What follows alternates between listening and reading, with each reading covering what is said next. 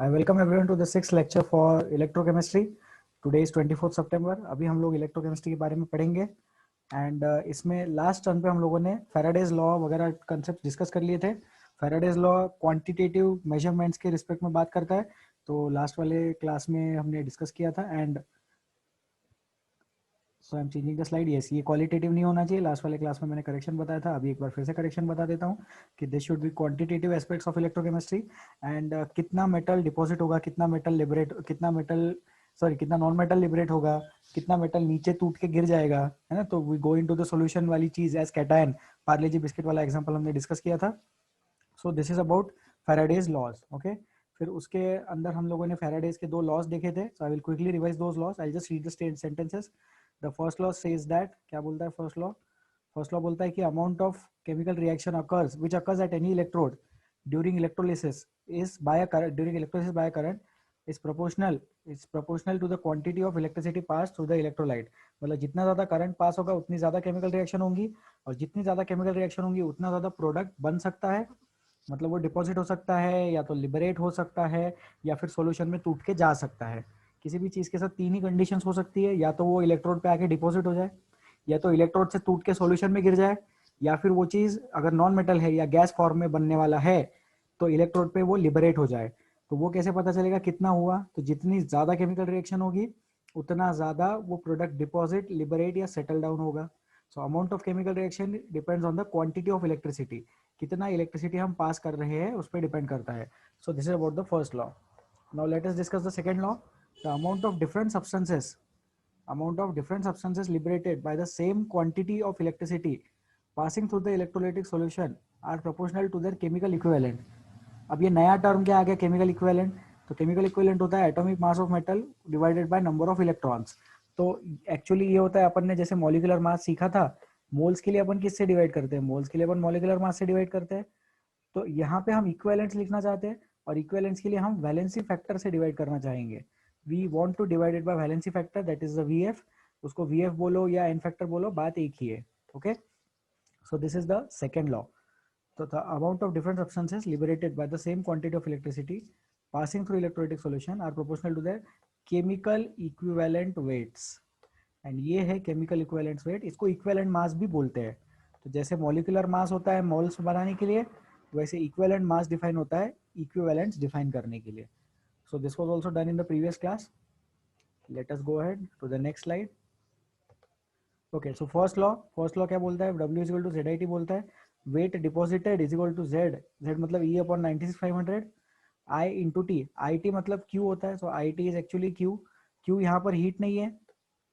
Q यहाँ पर define कर रहा है कि कितना चार्ज है. Q talks in terms about the charge and not the heat energy. वो हीट एनर्जी वाला जो Q रहता है वो कैपिटल रहता है. So ये हम लोग चार्ज के बारे में बात कर रहे हैं इस कंडीशन में. तो W is equal to ZIT, ये चीज अपन याद रखें. Weight deposited is equal to Z मतलब होता है E अपॉन 96,500. अब ये जो 96,500 आया ये फराड वाली चीज से आया. फैराडे सबको पता होगा, फराड कंसेप्ट, ठीक है. So this is very easy. We will go ahead. Next slide. Second law, it can be derived from the first law itself. Weight 1 upon weight 2 is equal to E1 upon E2. तो यहाँ पे हमने example भी देखा था कि जिस student की कैपेसिटी पढ़ाई करने की ज्यादा है उसका रिजल्ट अच्छा आएगा. तो एक दो कंडीशन है. या तो सेम नंबर ऑफ लेक्चर्स उस बच्चे ने अटेंड करने चाहिए, तो जो घर पे ज्यादा पढ़ेगा उसका रिजल्ट ज्यादा अच्छा आएगा. या फिर जी दो स्टूडेंट्स की घर की पढ़ाई सेम है, तो जिसने ज्यादा लेक्चर्स अटेंड किए उसका रिजल्ट ज्यादा अच्छा आएगा. तो या तो वेट डिपेंड करेगा चार्ज पास्ट पे, या तो वेट डिपेंड करेगा इक्विवेलेंट वेट पे. तो दो ही चीजें होती है. वेट या तो चार्ज पे डिपेंड करेगा, अगर ये कर रहा है इसका मतलब उसका E अपने को कांस्टेंट रखना पड़ेगा. E should be constant. Constant वाली चीज को मैं बॉक्स ऐसे सर्कल बना देता हूँ. और दूसरी कंडीशन में आएगा weight should be directly proportional to E. तो अगर E को डायरेक्टली प्रोपोर्शनल हम वेट बोलेंगे तो हमें Q को कांस्टेंट रखना पड़ेगा. We will have to mention this Q as constant. Okay, so this is the concept of the second law. Now weights deposited on electrodes or gases liberated or weight of metal dissolved in electrolytic solution. ये weight के बारे में बात कर रहे हैं. तो ये कौन सा weight होता है? तो W1 upon W2 वाले weights की बात हो रही है. Okay? Then same quantity of current should be supplied, only then the second law is valid. तो same quantity of current supply होगा तो Q is equal to I T रहता है, बराबर है। चार, ये जो कैपिटल Q लिखा है वो भी चार्ज ही है, ठीक है, वो हीट मत कंसिडर करना उसको। Q is equal to I T होता है, हमें पता है। So this Q over here is the charge, I is the current and time is the T is the time. तो जब करंट सेम है, तो करंट सेम है मतलब सेम समय के लिए गया है, तो चार्ज भी सेम होगा, तभी सेकंड लॉ वैलिड होगा। Okay, so this is also very easy. I will delete all of this and then we'll go to the next point. Same quantity of electricity means connected in series. इस पे भी हमने last time पे अच्छे से discuss किया था। Resistance in series, resistance in parallel, ये चीजें पता होती है सबको, तो ये चीज आप लोगों को पता है। And parallel and series current electricity में करते ही discuss. Then we will discuss about the units of charge. Charge के यूनिट्स क्या क्या होते हैं, तो ये सारी यूनिट्स होते हैं भाई चार्ज के। 9500 कूलम मतलब एक फराड होता है। अब ये सर 9500 कहाँ से आया, तो ये आया एवोगाड्रो नंबर की वैल्यू से, और एवोगाड्रो नंबर की वैल्यू को अपन ने किससे मल्टीप्लाई किया, एवोगाड्रो नंबर की value times the charge on one electron which is written by E.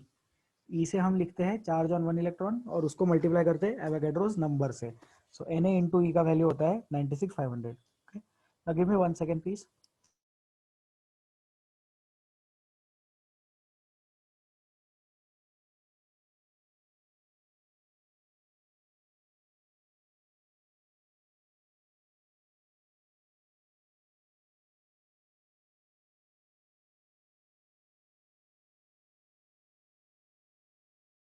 Okay, thank you for waiting. Will go to the next slide.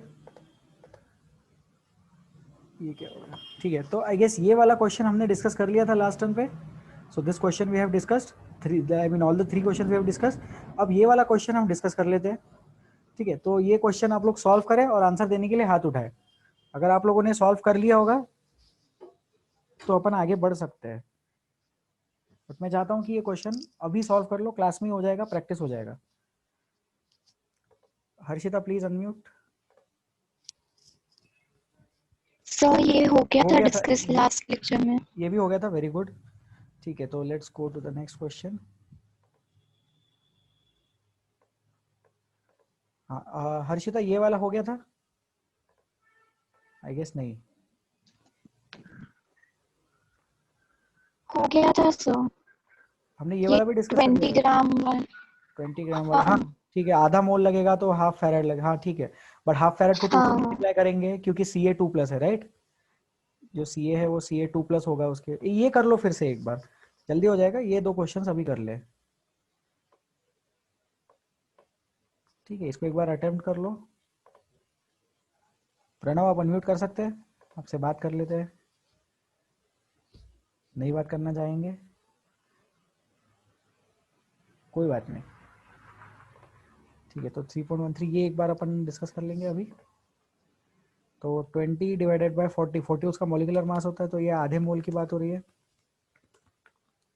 0.5 moles of सी ए की बात हो रही है, बराबर। और सी ए का अपन अगर एन फैक्टर लिखने जाए तो सी ए का valency factor is equal to 2 हो जाएगा, क्योंकि सी ए पे अपन पॉजिटिव 2 चार्ज देखते हैं।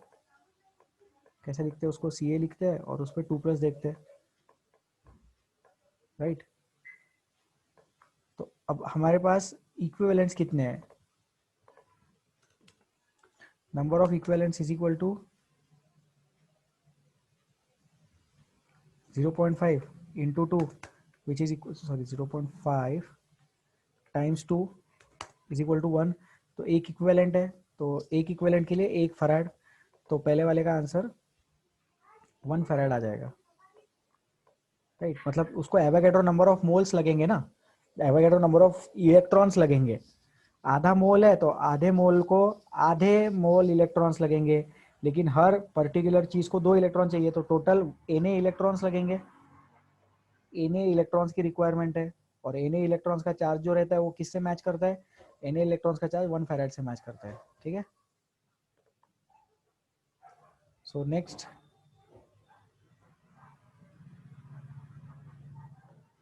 हर्षिता ये वाला पॉइंट समझ में आया आपको, please unmute and tell. Sir वो एन इलेक्ट्रॉन वाला नहीं समझा। एन ए इलेक्ट्रॉन वाला नहीं समझा, ठीक है। क्लास में एक स्टूडेंट आए हैं अल्फा, प्लीज अपना नाम चेंज करें, please right your first name and last name. चले गए अल्फा। ठीक है, देखिए क्या हो रहा है यहाँ पे, इसको अपन थोड़ा सा शिफ्ट कर दे।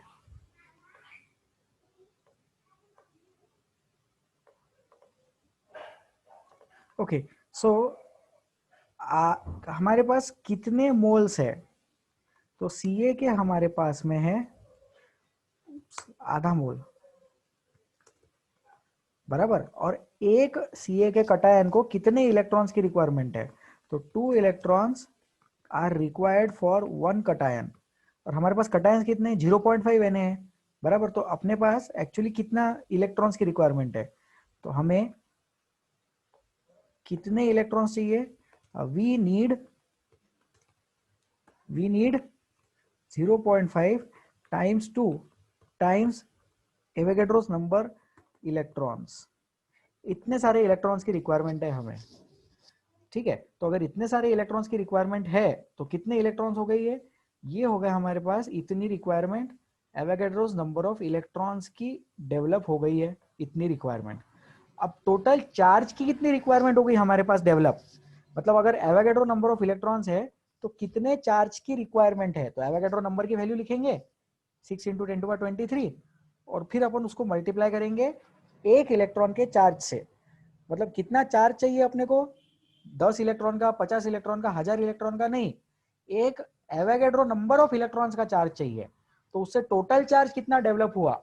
Avogadro number into charge of 1 electron develop हुआ, वही फैराड की डेफिनेशन है, वहीं से 96500 वैल्यू डेवलप होती है। हर्षिता कमेंट करें। यस समझा। ठीक है, गुड। तो अभी फिर ये वाला लिख लो और सेकेंड वाला क्वेश्चन ट्राई करो। इसमें इसमें सेकेंड वाला क्वेश्चन ट्राई करेंगे, फिर अपन आगे बढ़ेंगे।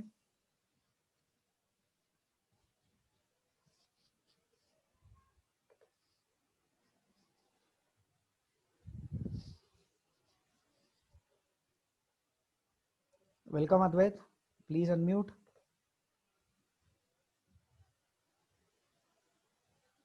अद्वैत, can I talk to you?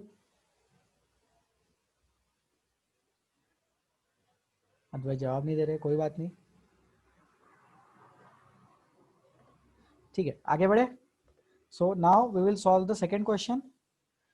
40 grams of Al from molten Al2O3। तो इसमें रिएक्शन कैसे लिखेंगे अपन? Al2O3 लिखेंगे।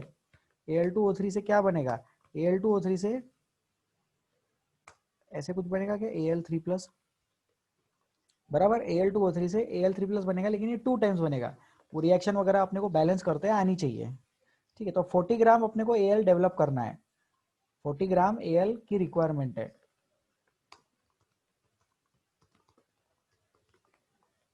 40 ग्राम Al is given in question. How much electricity is required, ये क्वेश्चन में पूछा है। तो अब इसको ट्राई कर सकते हैं, ठीक है। सो इसको प्लीज ट्राई करेंगे, आंसर आ जाए तो हाथ उठाएंगे।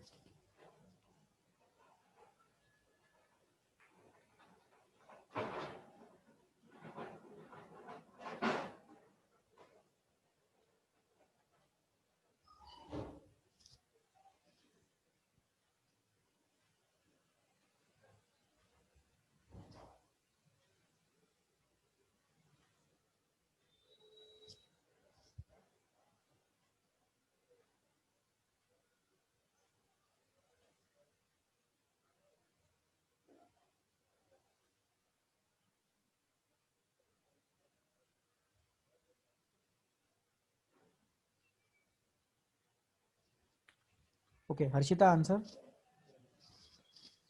Sir 4.44 Faraday. 4.44 फैरेड। आप वर्किंग बताएंगे कैसे सॉल्व किया आपने ये? उसमें इलेक्ट्रॉन्स जो है, मतलब 1 मोल को 3 इलेक्ट्रॉन्स लगते हैं। हाँ, नहीं 1 मोल को, हाँ करेक्ट, 1 मोल को 3 इलेक्ट्रॉन्स लगते हैं।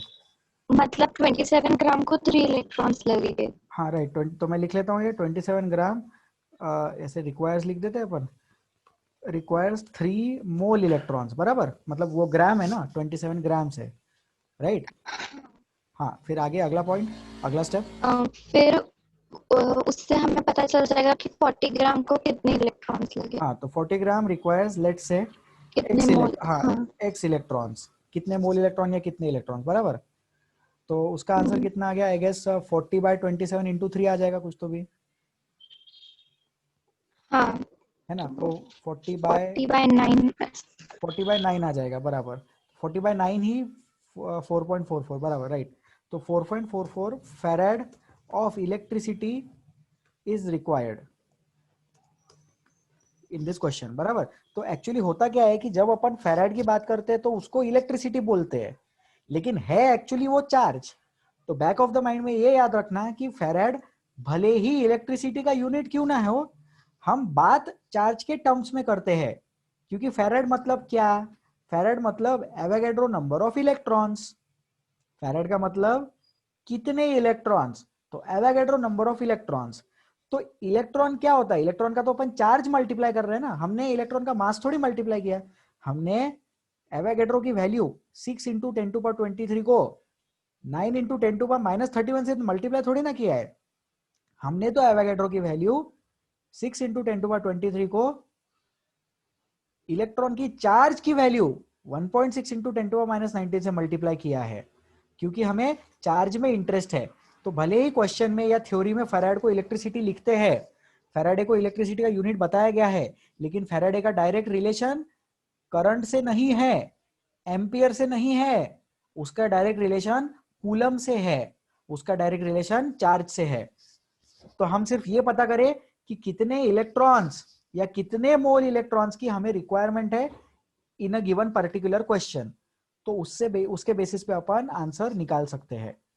ठीक है, तो हर्षिता एक बार आप कमेंट करेंगे कि आपको ये समझ में आया क्या, जो मैंने बोला चार्ज है फैराड, यस मैम। करंट नहीं है फैराड, फैराड चार्ज के रिस्पेक्ट में सोचे। ओके, ठीक है, थैंक यू। तो अपन अभी आगे बढ़ते हैं, इसको करते हैं डिलीट। अगला क्वेश्चन अपन प्रैक्टिस करेंगे। तो ये क्वेश्चन होमवर्क में दिए थे, तो अपन जल्दी से भी डिस्कस कर लेते हैं इसको, and then will start with the next article, conductivity. तो 3.14 इसको सॉल्व कर लेंगे जल्दी से। How much electricity is required in coulomb for the oxidation of 1 mole of H2O to O2। NCERT का 3.14 क्वेश्चन है, इसको ट्राई करो। जिनका आंसर आ जाएगा हाथ उठा के बता सकते हैं।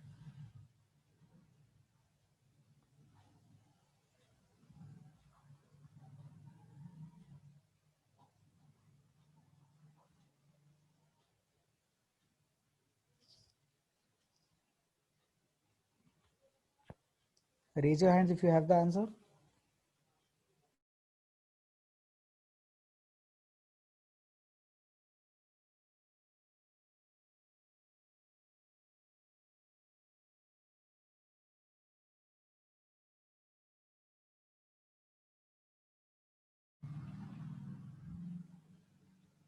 ठीक है, हर्षिता फर्स्ट फर्स्ट आंसर बताए। Sir 2 Faraday. 2 फैराडे, नहीं थोड़ा गलत हो गया है। 2 फैराडे, हाँ करेक्ट है, 2 फैराड पर बराबर करेक्ट आंसर। आप बताएंगे कैसे सॉल्व किया आपने। Yes 2 farad. हर्षिता, सर पहले सर पहले रिएक्शन लिखी, मतलब H2O gives H2 plus half O2। हाँ H2 + ½ O2, तो ठीक है, मुझे समझ में आ गया है कि आपको ये कंसेप्ट क्लियर हो गया है। तो H2 + ½ O2 लिखना पड़ेगा अपन को, क्योंकि यहाँ पे लाइक हाफ इसलिए लिखा है क्योंकि इधर ऑक्सीजन का एक एटम है। तो कोई किसी के मन में ऐसा डाउट आएगा कि सर फिर अपन ने यहाँ पे 2 क्यों नहीं लिखा। तो यहाँ 2 लिखने से भी तो बैलेंस कर सकते थे ऐसा 2 2 करके, फिर ये हाफ लिखने की जरूरत नहीं पड़ती थी। लेकिन ऐसा नहीं है, उससे गलत हो जाएगा। हमें लेफ्ट हैंड साइड में 1 के रिस्पेक्ट में बात करनी है। क्वेश्चन में देखो 1 मोल दिया है। हाँ, अगर आप वैसा करते हो तो फाइनली आपका जो आंसर आएगा उसको हाफ से डिवाइड कर देना वापस। मतलब अगर आप इस रिएक्शन को 2 water gives 2 hydrogen and 1 oxygen लिखते हो, if you are writing 2 water gives 2 hydrogen plus 1 oxygen for this reaction, then जो भी आपका आंसर आएगा उसका आधा आंसर ले लेना, बिकॉज आप 2 टाइम से स्टार्ट कर रहे थे और क्वेश्चन में 1 गिवन था। ठीक है, तो I hope I have made my self clear regarding this. तो अब अपन इसको सॉल्व कर लेते हैं। तो 1 मोल से कितना ऑक्सीजन बना, 1 मोल से 0.5 बना। तो चेंज इन ऑक्सीडेशन नंबर में मेरा इंटरेस्ट है। ऑक्सीजन का ऑक्सीडेशन नंबर -2 है और यहाँ पे ऑक्सीजन का ऑक्सीडेशन नंबर 0 है। तो चेंज इन ऑक्सीडेशन नंबर कितना हुआ, change in oxidation number is 2, therefore valency factor is 2, और वैलेंस वेक्टर 2 हो गया, तो उसके मतलब समझ में आ गया कि फैराड 2 फैराड लगेंगे, तो इसको 2 फैराड लिखो। तो इसका आंसर लिखते हैं अपन 2 फैराड लिखो, या अगर कूलम में कन्वर्ट करने बोला गया है तो 2 times 1.6 times 2 times 1.6 times 10 to the power -19, और फिर उसको एवोगैड्रो नंबर से मल्टीप्लाई करना 6 टाइम्स 10 टू द पावर 23। तो 2 फैराड भी करेक्ट आंसर है, या फिर ये बड़ी सी चीज। एक्चुअली मैंने क्या किया, मैंने फैराड की जगह कूलम में आंसर लिखने के लिए फैराड को ओपन कर दिया। जैसे फैराड एक ब्रैकेट है, उसमें क्या है, उसमें एवोगैड्रो नंबर है 6 इंटू 10 to 23, और उसमें चार्ज ऑन इलेक्ट्रॉन है 1.6 इंटू 10 to 19, तो उसको मैंने मल्टीप्लाई करके फॉर्मेट लिख दिया। ठीक है, तो आई गेस ये क्लियर हो गया है। फर्स्ट क्वेश्चन में किसी को कोई डाउट है तो पूछ सकते हैं, you can raise your hand and ask me the difficulty. Advait से एक बार फिर कनेक्ट करने का कोशिश करते हैं। Advait, can you unmute, can you please talk to me. नहीं बात करना चाहेंगे Advait. Pranav, can you talk to me.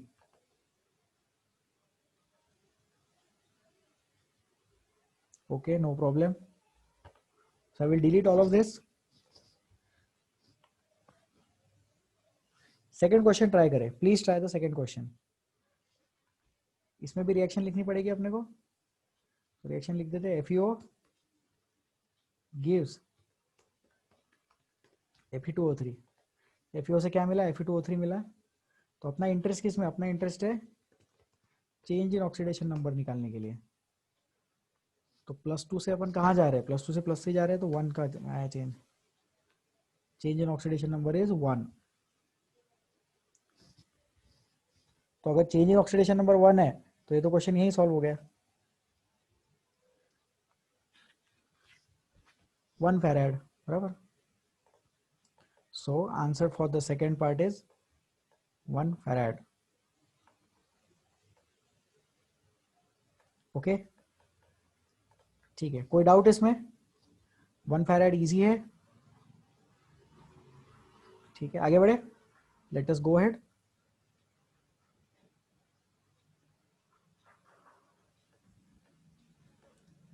12th question, इसको ट्राई करें अभी, प्लीज ट्राई। आंसर देने के लिए हाथ उठाए।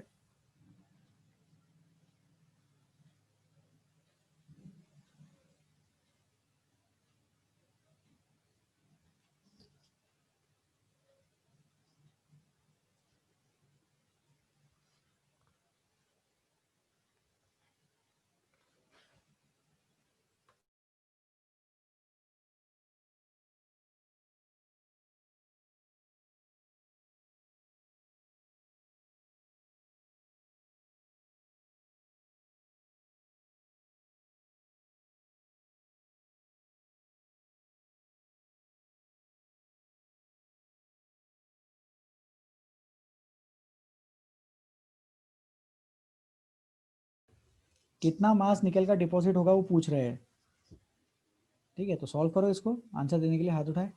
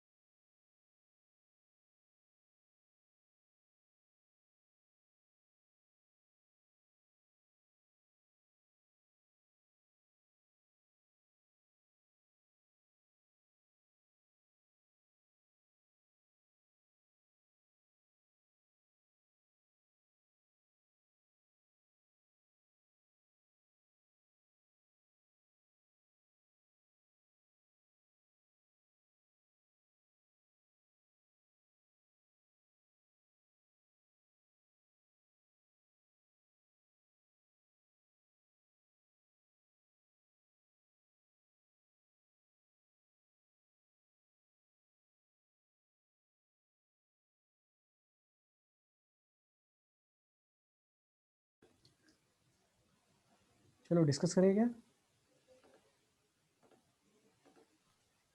Sir 1 minute. Okay, take your time, solve this.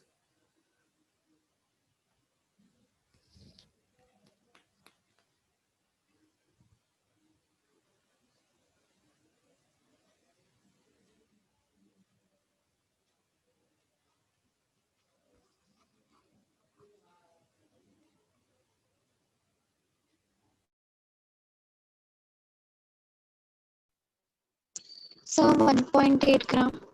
1.8 gram correct answer. आप बताएंगे शॉर्ट में आपने कैसे सॉल्व किया इसको?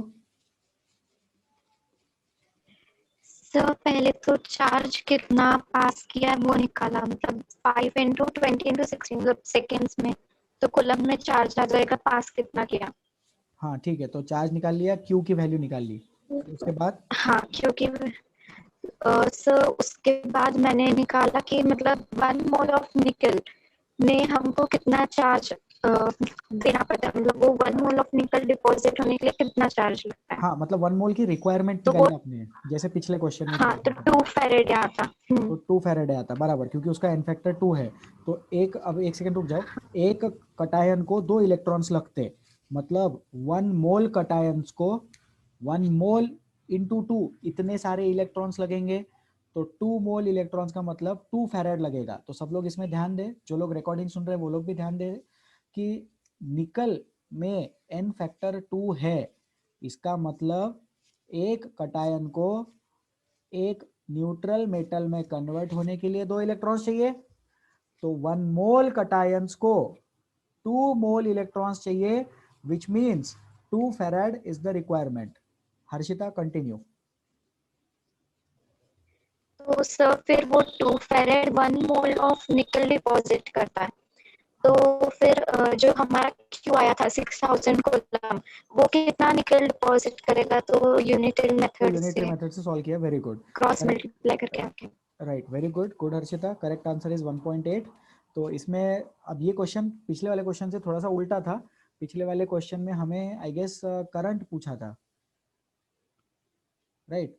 पिछले वाले क्वेश्चन में हमें इलेक्ट्रिसिटी पूछा था, कितना लगेगा, मतलब फैराड पूछा था. इसमें सामने वाले ने अपने को फैराड का वैल्यू दे दिया और ये पूछा कितना मास डिपॉजिट हो सकता है. तो जितना करंट का वैल्यू दिया उसके साथ टाइम दिया, तो उससे चार्ज पता कर लिया. तो जितना अपने पास चार्ज है उससे ये पता किया कि कितने कटायंस अपन डिपॉजिट करवा पाएंगे. तो 1.8 ग्राम निकल अपन जनरेट कर सकते हैं निकल के सॉल्यूशन से, NiNO3 होल ट्वाइस से. फिर सर आपको कैसे पता चला कि वहाँ पे 2 ही इलेक्ट्रॉन लगने वाले हैं? तो ये कंपाउंड देखो, कंपाउंड में NiNO3 लिखा है, इससे मुझे समझ में आया कि निकल के 2+ वाले कटायन की बात हो रही है. वैसे भी निकल का वैलेंसी 2 ही रहता है. तो Ni2 plus 2 electrons, Ni2 plus 2 electrons gives nickel metal. तो ये ऐसा डेवलप हो जाएगा, इधर अपन इसको डिपॉजिट करवा देंगे और फिर इससे अपन सॉल्व कर लेंगे. तो मैंने ओरली डिस्कस कर लिया, हर्षिता ने भी एक बार बता दिया. तो इसका सॉल्यूशन अपन बोर्ड पे नहीं लिखते अभी. So this is very easy question, standard question है, जनता ट्राई कर सकती है. I will delete this. Let's go to the next question. Please try. Answer देने के लिए हाथ उठा सकते हैं. Please try 3.16.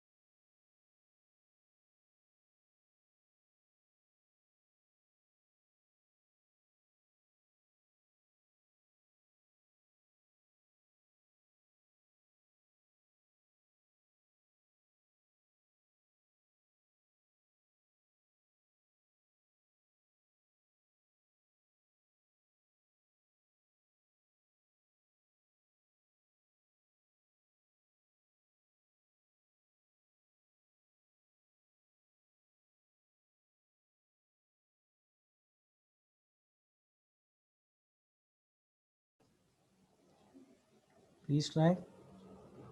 3 cells given है ABC. A steady current of 1.5 is passed through them until silver का क्वांटिटी गिवन है, कितने समय तक करंट पास हुआ और कितना कॉपर और जिंक डिपॉजिट हुआ है पता करना है. तो इसमें दोनों लॉज यूज करने पड़ेंगे. स्टैंडर्ड क्वेश्चन है, फैराडे के दोनों लॉज यूज करने पड़ेंगे इसमें. Please try.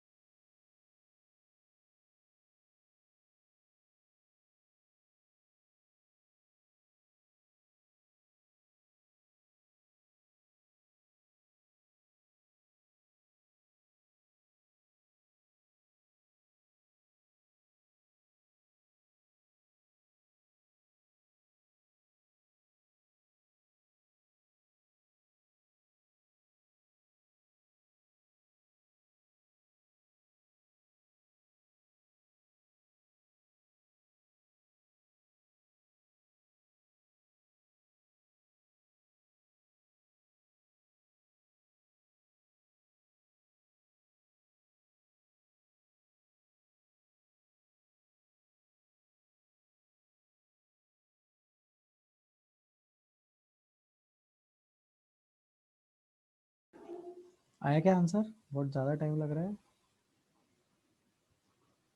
ट्राई करें.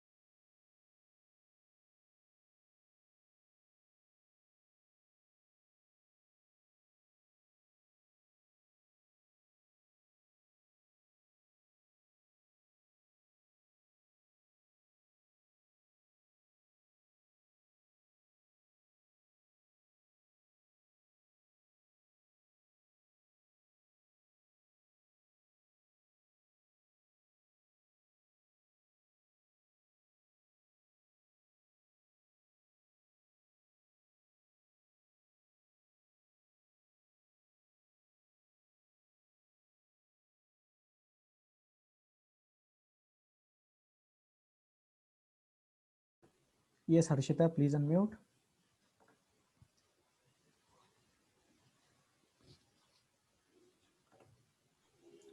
सर टाइम आ गया 863.7 seconds. 863.7 सेकेंड. अच्छा ठीक है. मुझे नहीं पता, इसका आंसर नहीं है मेरे पास, तो ये मैं सॉल्व कर लेता हूँ.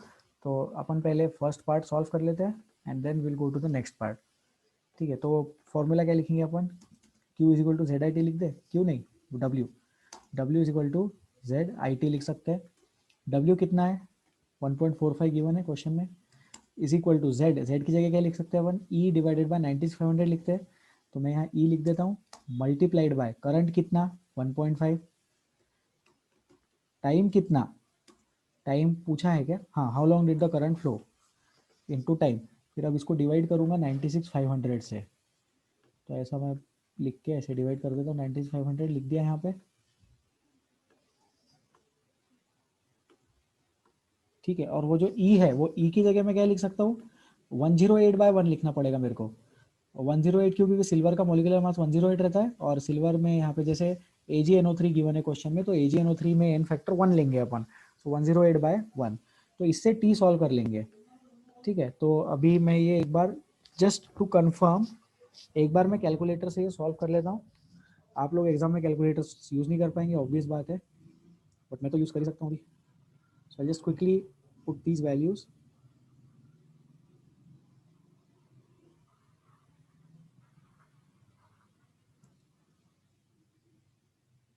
हर्षिता, क्या आंसर बताया था आपने? 863 seconds, right?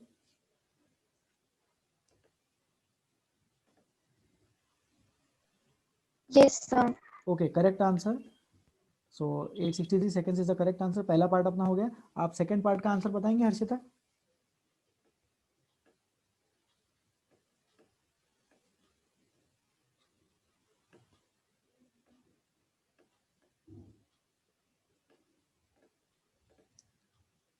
Harshita, you can unmute and you can tell second part. So Solve कर लो क्या? 0.4 gram of copper and 0.4.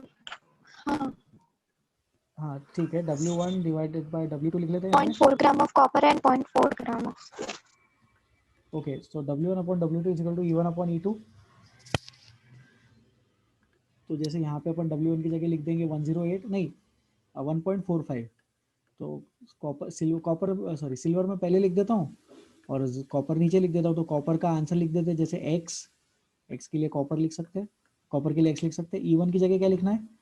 Silver का इक्विवेलेंट मास वो आएगा 108 डिवाइडेड बाय 1। तो 108 divided by 1, this whole thing to be divided by copper का equivalent mass which will be 63.5, लेकिन उसका आधा करना पड़ेगा, उसको डिवाइड करना पड़ेगा 2 से। तो 63.5 divided by 2, this is the answer. नहीं, आंसर नहीं है, ये इक्वेशन है। फिर इसको अपन सॉल्व कर लेंगे। ठीक है, तो इसको एक बार मैं ही सॉल्व कर लेता हूँ। 63.5 डिवाइडेड बाय 2 कितना होता है? 31.75 होता है। उसको मल्टीप्लाई किया 1.45 से, उसको डिवाइड किया 108 से, तो 0.42 आया मेरा आंसर। कॉपर के लिए 0.42 आया। हर्षिता कमेंट करें।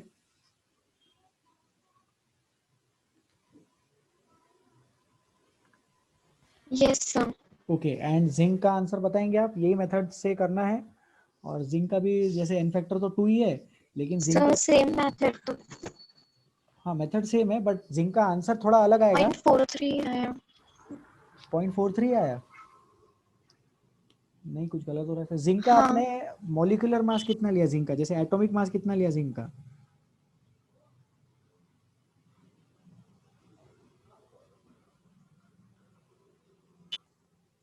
32.6.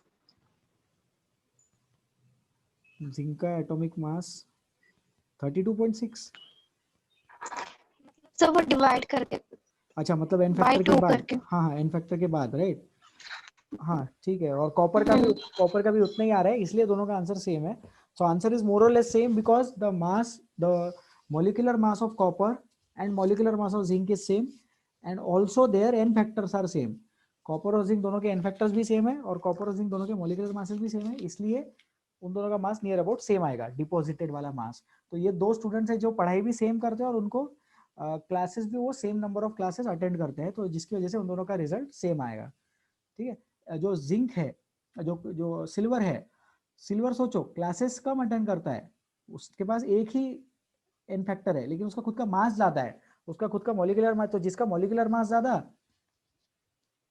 उसका डिपोजिशन ज्यादा, और जिसकी इलेक्ट्रॉन्स की रिक्वायरमेंट कम उसका डिपोजिशन ज्यादा। तो जैसे सिल्वर जो है उसके पास कितने इलेक्ट्रॉन्स की रिक्वायरमेंट है? 1 इलेक्ट्रॉन की रिक्वायरमेंट है, तो उसकी रिक्वायरमेंट भी कम है और उसका मास भी ज्यादा है। कॉपर और जिंक में कैसा है? मास कम है और रिक्वायरमेंट ज्यादा है, इसलिए कम डिपॉजिट होंगे। तो सोचो जब 1.45 लगभग 1.5 ग्राम जब सिल्वर डिपॉजिट हुआ, तब आधा ग्राम कॉपर और आधा ग्राम जिंक डिपॉजिट हुआ। तो this is like the physical explanation of this problem. ठीक है, सो आई होप ये चीज क्लियर है सबको। अपन आगे बढ़ते हैं। अभी इसमें किसी को कुछ पूछना है तो हाथ उठा के पूछ सकते हैं। नहीं है पूछना? Very good. ठीक है, अब अपन नया टॉपिक देखते हैं, कंडक्टेंस। तो कंडक्टेंस में कुछ टर्म्स होती है, पहले ये टर्म्स अपने को अभी सीखना है। और ध्यान रखें कि ये जो भी अपन टर्म्स सीखेंगे इनके साथ में हमेशा यूनिट्स का ध्यान रखें। यूनिट्स की वजह से बहुत सारी गलतियां होती है स्टूडेंट्स की, और यूनिट्स की गलतियां अपन अवॉइड करें। So please take care that you take the proper units, you take the proper values for the units. Okay, तो इसमें अपन रेजिस्टेंस, कंडक्टेंस, रेजिस्टिविटी, कंडक्टिविटी और सेल कांस्टेंट इसके बारे में बात करेंगे अभी।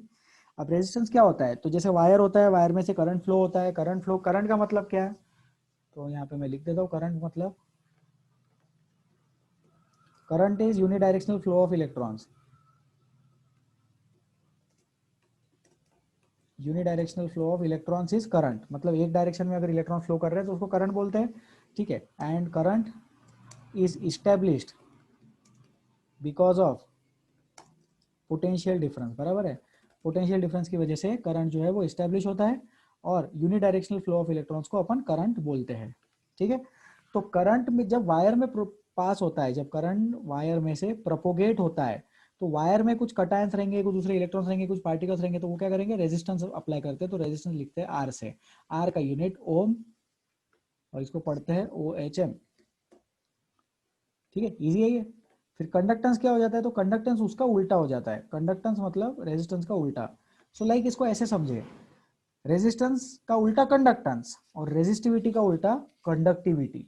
सो resistance and conductance go together, अपन लिख भी सकते हैं आर इज इनवर्स, आर जो है वो इनवर्स है, किसका इनवर्स है, आर इज इनवर्स ऑफ सी, ऐसा लिख देंगे अपन।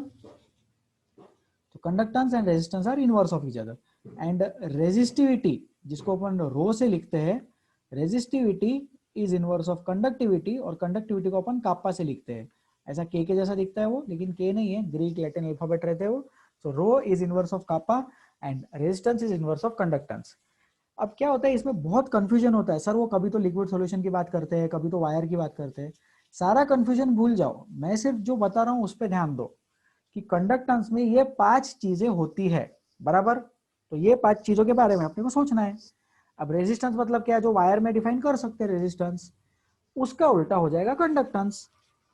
फिर अब जो रेजिस्टिविटी रहता है, वो रेजिस्टिविटी भी वायर के लिए अपन डिफाइन कर सकते हैं, तो उसका उल्टा हो जाएगा कंडक्टिविटी। तो रेजिस्टेंस जैसा रेजिस्टिविटी, कंडक्टेंस जैसा कंडक्टिविटी। रेजिस्टेंस का उल्टा कंडक्टेंस और रेजिस्टिविटी का उल्टा कंडक्टिविटी। ओके,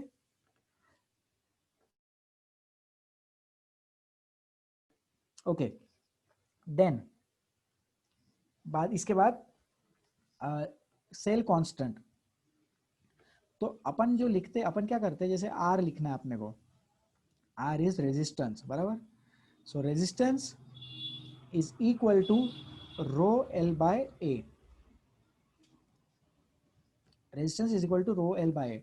ठीक है, अब students please wait in the class, 2 minute दो, please give me 2 minutes, okay, please wait, thank you.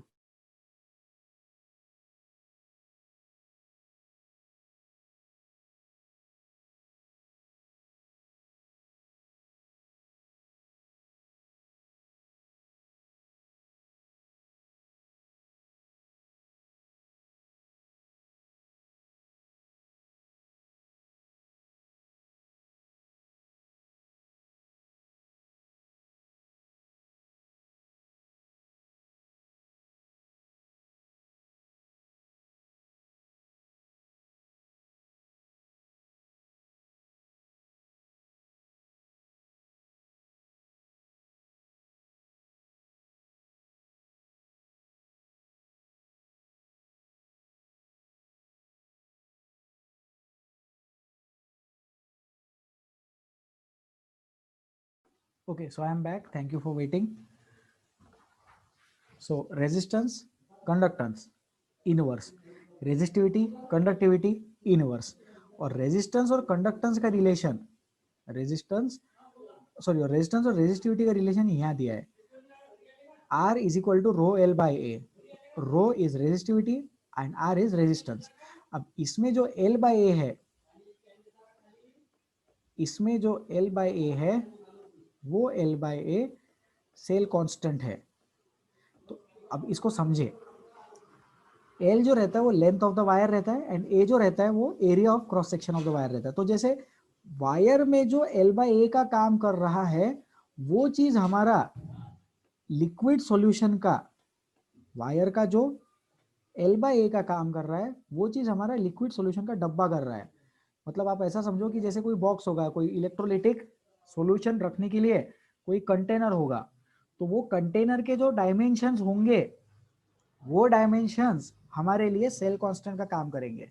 और जो सेल कांस्टेंट रहता है उसका सिंबल भी होता है, उसको लिखते हैं जी स्टार से। तो कंफ्यूज नहीं होना है सेल कांस्टेंट को लेके, सिर्फ ये समझना है कि सेल कांस्टेंट में जी स्टार लिखना है।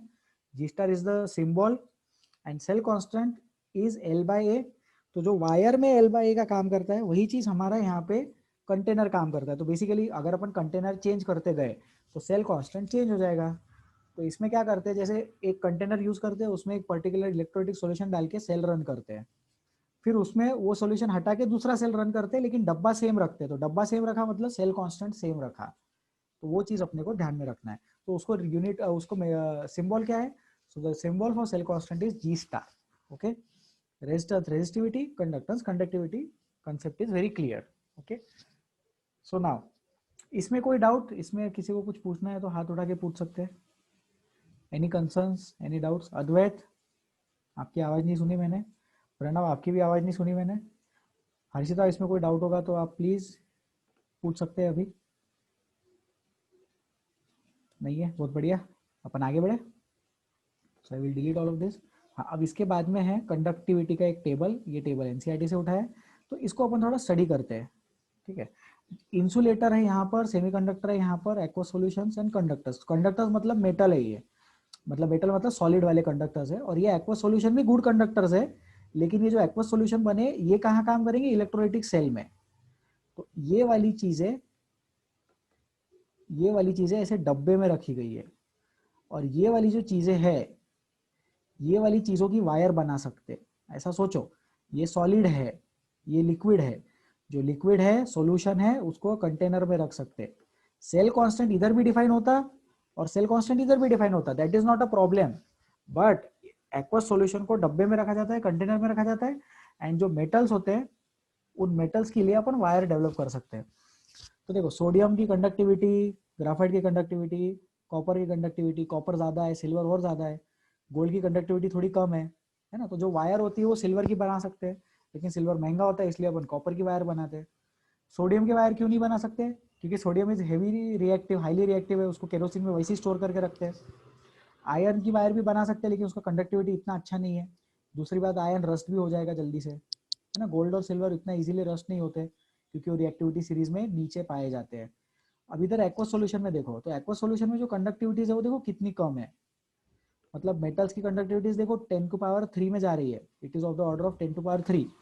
ग्राफाइट की कंडक्टिविटी कम है, ग्राफाइट की 12 है, लेकिन ये जो एक्वा सॉल्यूशन है इनकी कंडक्टिविटी पॉइंट से भी कम है, वन से कम है, पॉइंट में आ रही है। But still these are good conductors. Insulators में देखो 10⁻16, 10⁻18, बहुत ही कम कंडक्टिविटी है।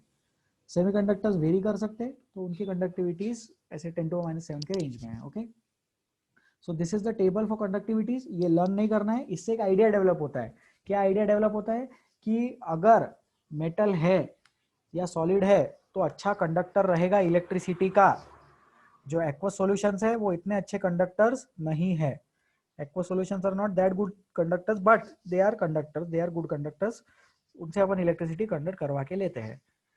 जैसे glass and Teflon which are bad conductors of electricity, उनका कंडक्टिविटी का वैल्यू बहुत ही कम है। It is of the order of 10⁻16, 10⁻18।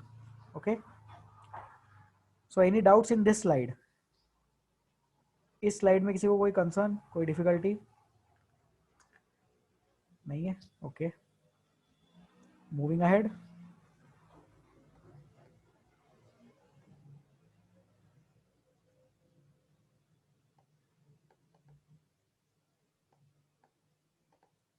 ठीक है, कंडक्टिविटी फॉर सॉलिड, मतलब अपन वायर्स की बात कर रहे हैं यहाँ पे।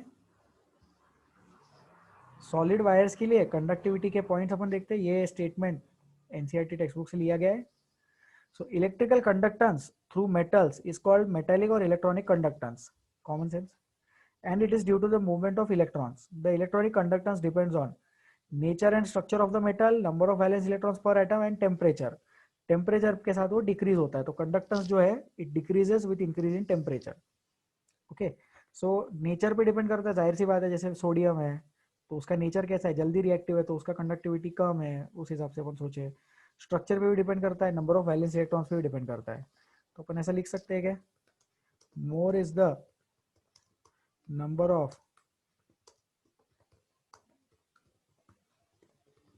valence electrons, more will be the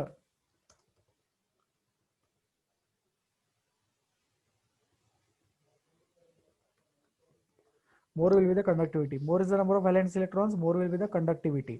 ये अपन स्टेटमेंट लिख सकते हैं, जनरलाइज कर सकते हैं। ठीक है, टेम्परेचर के साथ वो इंक्रीज के साथ डिक्रीज हो रहा है, तो इट मींस दैट, देखो ये कंडक्टेंस की बात हो रही है। कंडक्टेंस मतलब खुद ही रेजिस्टेंस का उल्टा।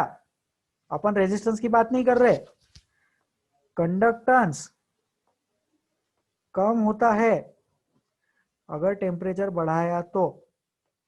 If you increase temperature then conductance decreases, if you increase temperature resistance increases. सुना होगा आप लोगों ने, ये 10th में भी पढ़ाते हैं, resistance is direct to temperature. यहाँ पे अपन कंडक्टेंस की बात कर रहे हैं, रेजिस्टेंस के उल्टे कंसेप्ट की बात कर रहे हैं। और कंडक्टेंस का जो रेशो रहेगा वही कंडक्टिविटी का रहेगा, तो conductance conductivity go hand in hand. Excuse me,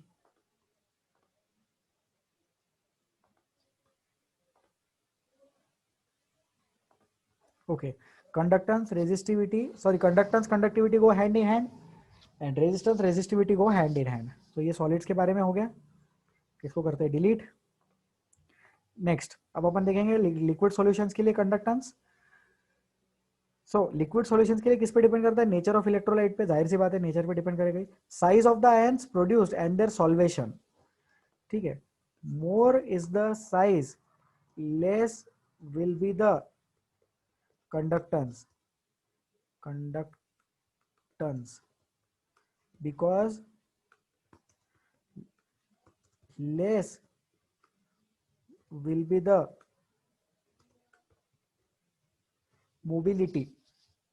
mobility कम रहेगा, कंडक्टेंस कम हो जाएगा अगर साइज बड़ा है तो। बड़े पार्टिकल्स धीरे धीरे मूव करेंगे, छोटे पार्टिकल्स जल्दी जल्दी मूव करेंगे। बड़े पार्टिकल्स धीरे धीरे मूव करेंगे तो कम कंडक्टेंस होएगा, ठीक है। फिर सॉल्वेशन पे भी डिपेंड करता है, कितना अच्छे से, कितना इजीली पानी में वो चीज डिसॉल्व हो चुकी है। बहुत सारे मॉलिक्यूल्स वाटर के अराउंड है तो कंडक्टेंस फिर कम हो जाएगा, कम मॉलिक्यूल्स है तो कंडक्टेंस बढ़ता है। अपन देखेंगे ये चीज। Third point, nature of the solvent and it's viscosity, इस पे भी डिपेंड करेगा। तो जैसे नेचर ऑफ इलेक्ट्रोलाइट पे भी डिपेंड कर रहा है, तो नेचर ऑफ सॉल्वेंट पे भी डिपेंड करेगा, उसकी विस्कोसिटी पे भी डिपेंड करेगा। Less is the viscosity more will be the conductance. अपन ये थॉट प्रोसेस डेवलप कर सकते हैं। Less is the viscosity more will be the conductance. Viscosity कम अगर रहेगी तो कंडक्टेंस ज्यादा रहेगा।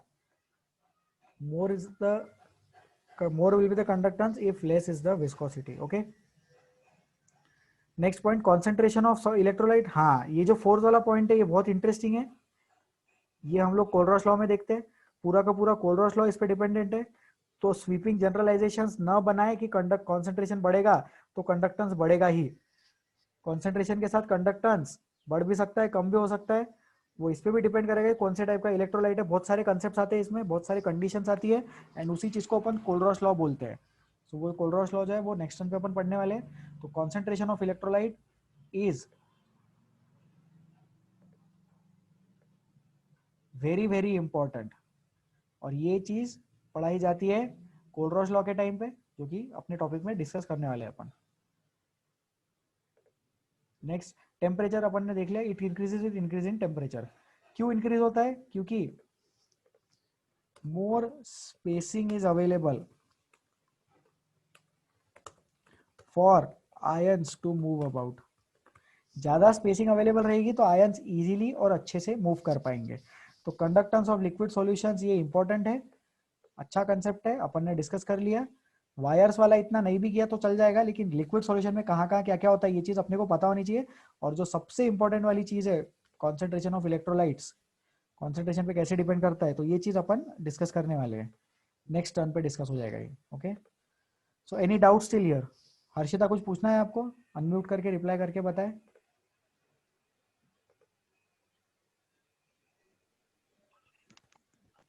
सर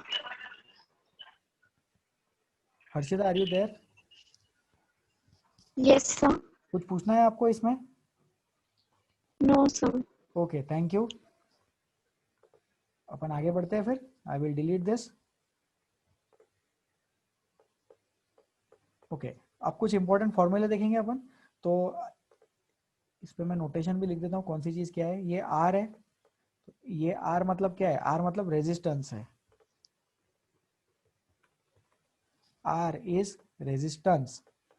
ओके, ये रो जो है वो रेजिस्टिविटी है, तो इसको भी जल्दी से लिख देते हैं अपन यहाँ पे,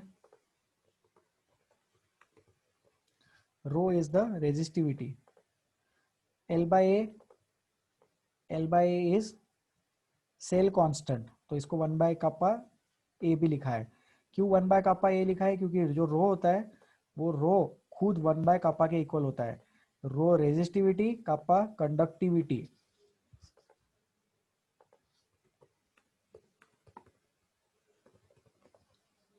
कंडक्टिविटी kappa, और ये वाली चीज हो जाएगी resistivity rho. Okay, so R is equal to rho L by A 1/kappa, sorry L by kappa times A. फिर जी स्टार जो है वो सेल कांस्टेंट है, ये मैंने पहले ही बताया था, अभी एक बार फिर से बता देते हैं कि जी स्टार जो है वो एक्सेल नहीं सेल कांस्टेंट है, and that is L by A which is equal to R के नहीं है वो आर कापा है, रेजिस्टेंस टाइम कापा। इजी है ये चीज।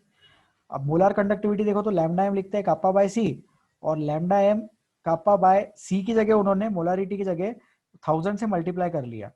ओके, तो ये चीज में ध्यान रखिए कि यूनिट कन्वर्जन बहुत इंपॉर्टेंट है यहाँ पर। दिस इज एस, हाँ एस क्या है, एस सीमेंस है, S I E M E N, this is a unit of conductivity.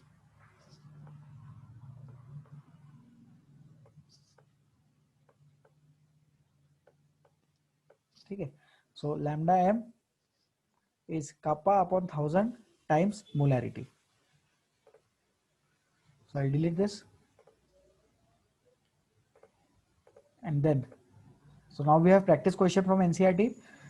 ये ट्राई करेंगे अपन अभी, ठीक है। So I want students to try this question, then we have the solution for this. NCERT से ही उठाया, सॉल्व एग्जांपल है एनसीईआरटी का, तो प्लीज इसको खुद से ट्राई करो, और अपन अभी सॉल्यूशन भी डिस्कस करेंगे। Please try, raise your hands if you have the answer.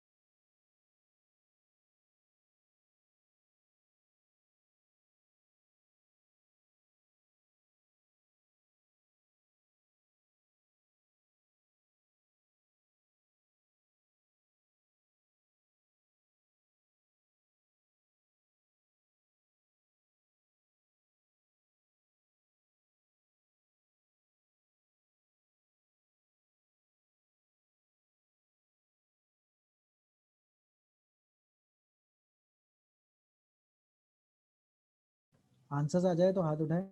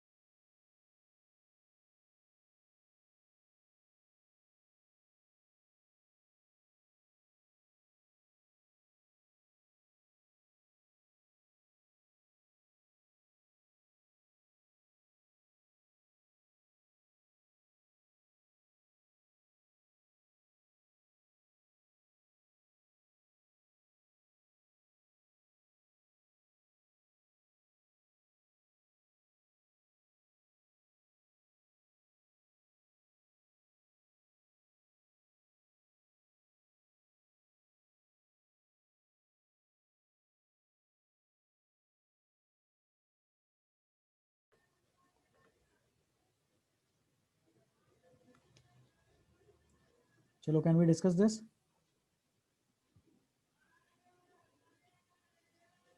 Please try.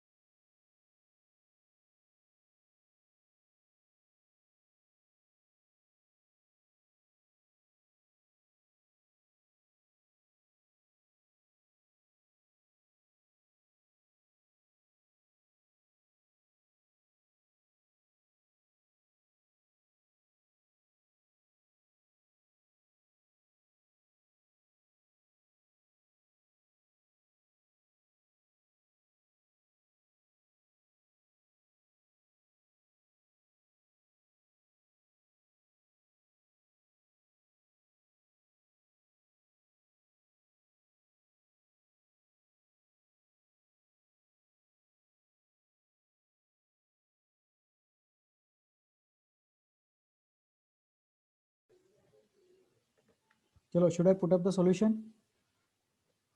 Pranav, अद्वैत,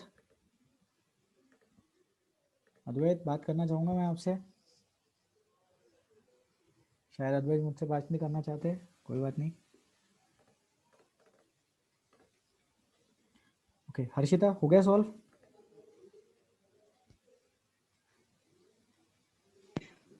सब कैलकुलेशन बाकी है. ठीक है, कर लो calculation and then raise your hand if after the calculations are done. ठीक है, थोड़ा जल्दी करो. ठीक है, कर लो, ले लो टाइम.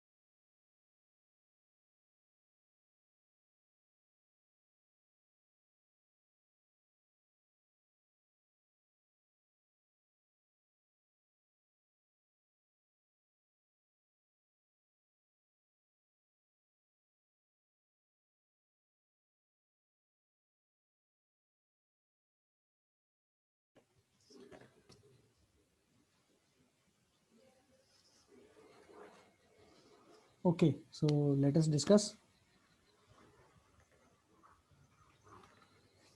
हर्षिता, कुछ आया आंसर?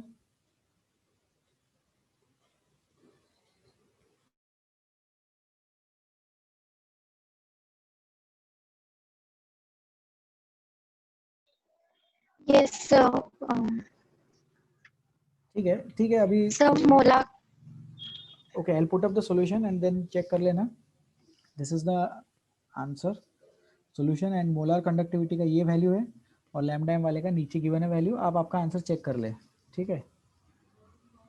ओके, अभी तो मैं सॉल्यूशन रन कर रहा हूँ. रन करने का मतलब सॉल्यूशन एक्सप्लेन कर रहा हूँ. पहले क्वेश्चन पढ़ लेता हूँ.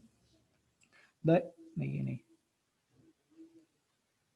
हाँ, resistance of a conductivity cell filled with 0.1 0.1 mole per litre KCl solution, ये कॉन्सेंट्रेशन गिवन है, इज 100। तो उसने क्या बोला, उसने बोला रेजिस्टेंस दिया है और कॉन्सेंट्रेशन भी दिया है, बराबर। If the resistance of the same cell when filled with, तो दूसरे बार में वो सपोज C डैश दे रहा है और नया वाला उसने रेजिस्टेंस दे दिया R डैश, तो C डैश दे दिया और R डैश दे दिया। Calculate the conductivity and molar conductivity of the 0.02, तो दूसरे वाले का वो काप्पा निकालने बोल रहा है, और मोलर कंडक्टिविटी मतलब लैम्डा एम भी निकालने बोल रहा है वो अपने को। Lambda M molar conductivity, kappa conductivity, ये दो चीजें वो निकालने बोल रहा है दूसरे वाले सॉल्यूशन का।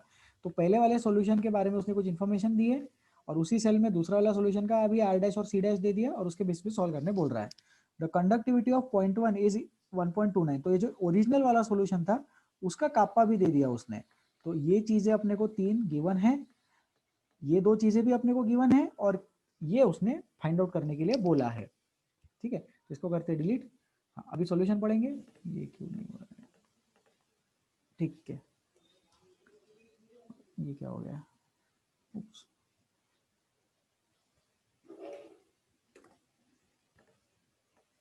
पहले स्लाइड पे कैसे चले गए अपन,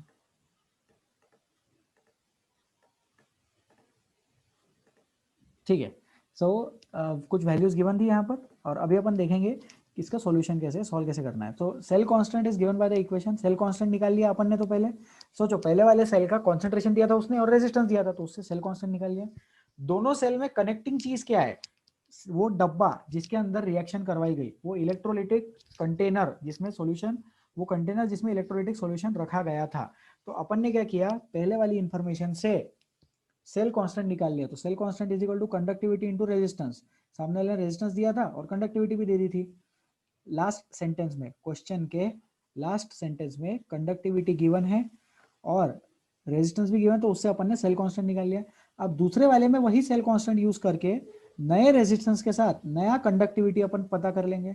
ठीक है, फिर कॉन्सेंट्रेशन को उसने इसमें कन्वर्ट कर लिया 1000 वाली चीज में और मोलर कंडक्टिविटी निकाल लिया कप्पा बाय C। तो कप्पा इधर निकाल के रखा था उसने 0.248, उसी को लिखा उसने 248 into 10⁻³ divided by C, concentration mole per metre cube में लिखा। ध्यान रहे कि हम मोलारिटी जो लिखते थे वो मोल्स पर लीटर में लिखते थे, लेकिन यहाँ पे concentration moles per metre cube में लिखना होगा। मोलारिटी इज रिटर्न, रिटर्न गलत वर्ड है, थोड़ा और अच्छा वर्ड लिखेंगे अपन, mention, molarity is mentioned in mole per litre, but concentration here should be mentioned in mole per metre cube. तो इसीलिए वो 1000 से मल्टीप्लाई करना पड़ता है। तो अपन वो फॉर्मूला भी देखते हैं एक बार। सब लोग ये वाला फॉर्मूला देखें, यहाँ पे मैं डिलीट नहीं कर रहा हूँ रेड कलर की चीज, सिर्फ यहाँ देखो 1000 से मल्टीप्लाई किया है। सर वो 1000 से क्यों मल्टीप्लाई किया, क्योंकि अपन चाहते थे कि मोलारिटी मोल पर मीटर क्यूब में आए। वो देखो ये लीटर और ये लीटर इनवर्स यहाँ से कट हो जाना चाहिए, लीटर लीटर इनवर्स कट हो जाना चाहिए, इसीलिए मोलारिटी को 1000 से मल्टीप्लाई करेंगे डिनोमिनेटर में। ठीक है, तो ये यहाँ पे अपन ने वो उसने अलग स्टेप में कर लिया, कॉन्सेंट्रेशन निकाल लिया मोल पर मीटर क्यूब में और वो चीज उसने उसके डिनोमिनेटर में रख दी, तो उससे आ गई मोलर कंडक्टिविटी। ठीक है, और अल्टरनेटिवली दूसरा एक मेथड दिया उसने, तो that is one and the same thing, answer same ही आ रहा है दोनों चीजों से। ठीक है, तो अल्टरनेटिव वाला भी आप पढ़ सकते हैं, समझ में आ जाएगा। ठीक है, तो ये कंसेप्ट याद रखें, ये जो कंसेप्ट इधर पिंक कलर के बॉक्स में मैंने लिखा है, यहाँ पे कॉन्सेंट्रेशन अपन मोल पर मीटर क्यूब में क्यों लिख रहे हैं, क्योंकि यहाँ पे हमें एसआई यूनिट के टर्म्स में बात करनी है और हम जो कॉन्सेंट्रेशन यूज करते थे अब तक वो किस में था, वो मोल पर लीटर में हुआ करता था, तो वैसा ही चल रहा था मोल पर लीटर के अकॉर्डिंग। ठीक है, तो ये चीज हो गया अपना, इसको करते हैं डिलीट और अभी नेक्स्ट क्वेश्चन एक ट्राई कर लेंगे अपन अभी। ठीक है, तो ये वाला सॉल्व कर लो, प्लीज सॉल्व कर लो इसको, फिर ये टॉपिक अपना हो जाएगा, कंडक्टेंस का सिंपल वाला लेक्चर हो जाएगा आज। ये क्वेश्चन सॉल्व करें, थोड़ा जल्दी करें।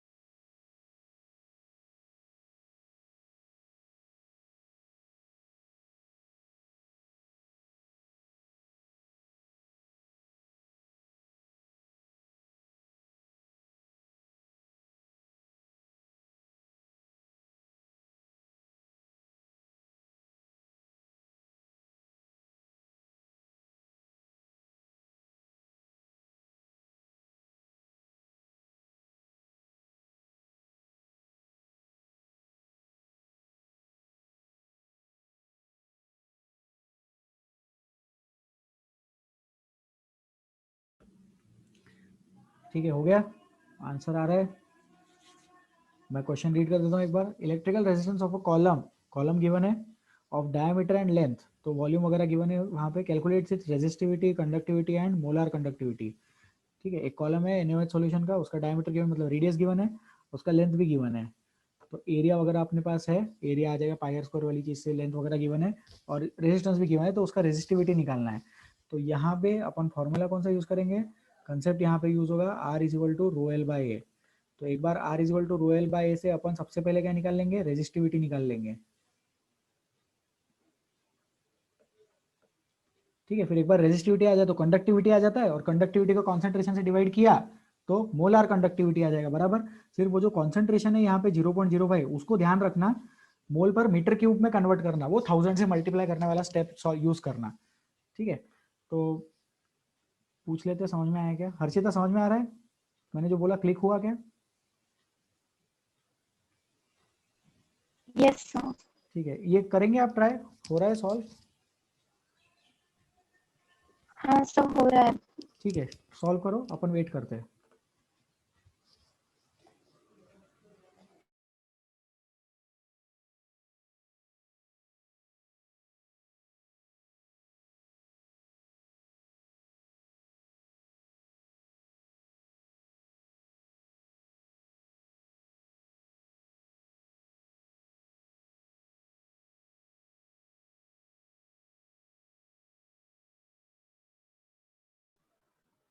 सर रो की वैल्यू 87.1 आती है,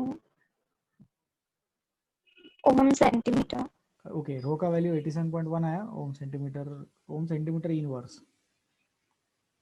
मो आएगा, हाँ ओम सेंटीमीटर आएगा क्या, हाँ ओम सेंटीमीटर आएगा बराबर। ठीक है, और फिर कंडक्टिविटी और मोलर कंडक्टिविटी अपन साथ में निकाल लेते हैं यहाँ पे। तो I will put up the solution. ठीक है, तो देखो एरिया वगैरह निकाल लिया, फिर लेंथ गिवन है, तो 87.1 आपने बराबर बोला ओम सेंटीमीटर, ये आ गया रेजिस्टिविटी का वैल्यू। तो ये जो है ये रो है बराबर, और कप्पा क्या रहता है, कंडक्टिविटी 1/रो रहता है, तो 1/रो भी अपन ने निकाल लिया। मोलर कंडक्टिविटी के लिए कॉन्सेंट्रेशन लिखेंगे, लेकिन कॉन्सेंट्रेशन को 1000 वाला फैक्टर यूज करना। ठीक है, तो उससे मोलर कंडक्टिविटी यूज कर लिया। So if we calculate want to calculate the values of different quantities in terms of metre instead of centimetre, हाँ तो ये यूनिट कन्वर्जन वाला है, नीचे वाला जो सेंटेंस है यूनिट कन्वर्जन है, ये एनसीईआरटी में भी है, आप लोग वहां से देख सकते हैं। ठीक है, तो हर्षिता ये जो दो सॉल्व एग्जांपल्स अपन ने किए, इसमें कोई डाउट है आपको? No sir. Okay, thank you. Advait आपको कोई डाउट है तो प्लीज पूछ लो, प्रणव आपको कोई डाउट है तो प्लीज पूछ लो। So I will take that, I will assume that both of you also don't have any difficulties in this. तो अगले लेक्चर में हम क्या करने वाले हैं, आज के लिए सफिशिएंट है यहाँ पे। Next in the next class we will be covering variations in conductivity with respect to variations in concentration, तो ये सबसे ज़्यादा इंपॉर्टेंट पॉइंट है। एंड फिर कोलरॉस लॉ, तो लास्ट क्लास है ये इलेक्ट्रोकेमिस्ट्री का, उसमें कोलरॉस लॉ और उसके एप्लीकेशन थोड़े बहुत क्वेश्चन अपन प्रैक्टिस करेंगे। ठीक है, तो this will be taken up in the next class. और एक इंपॉर्टेंट चीज़ इसमें कि कॉन्सेंट्रेशन के वेरिएशन के साथ कंडक्टिविटी में कन्फ्यूजन बहुत आता है। तो जैसे आपने वो ग्राफ देखा होगा, कभी तो बोलते हैं कि कम होता है, कभी तो बोलते हैं कि बढ़ता है ना, और फिर वो वैसे वाली चीज़ें हैं, तो वो वाली कंसेप्ट हम लोग डिस्कस करेंगे नेक्स्ट टर्न पे। ठीक है, so I would like to thank you all for this class and I will end the meeting now.